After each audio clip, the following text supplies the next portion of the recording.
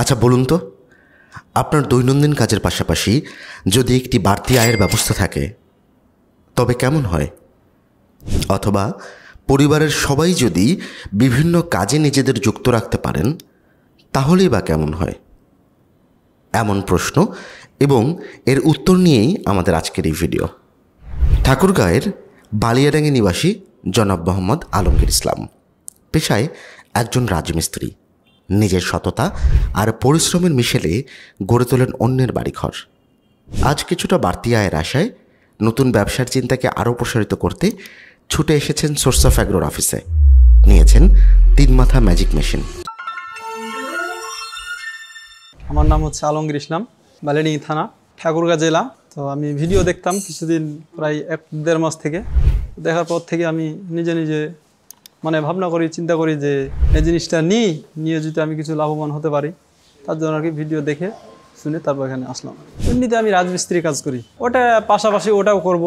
মনে করো সকাল 8-9টার দিকে কাজে যাই, তার আগে যদি কিছু করতে পারি, 5টা থেকে বিকাল 5টার সময় আসি, তারপরে যদি কিছু করতে পারি।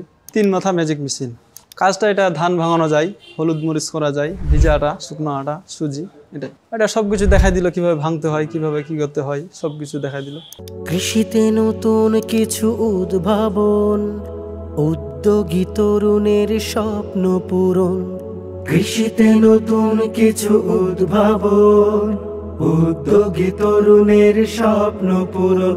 এসো স্বপ্ন চাষ করি, দেশের মাটিকে গড়ি, এসো সমৃদ্ধি ফলায়, এসো স্বপ্ন চাষ করি।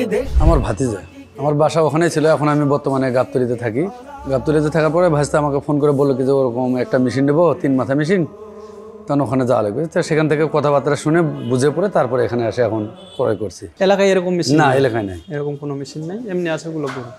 ওখানে গেলে তো, বিদেশ গেলে তো বহু টাকা লাগে, 4 লাখ 5 লক্ষ টাকা লাগে। আর এখানে আপনার 1-1.5 লক্ষ টাকাতে হয়ে যাচ্ছে।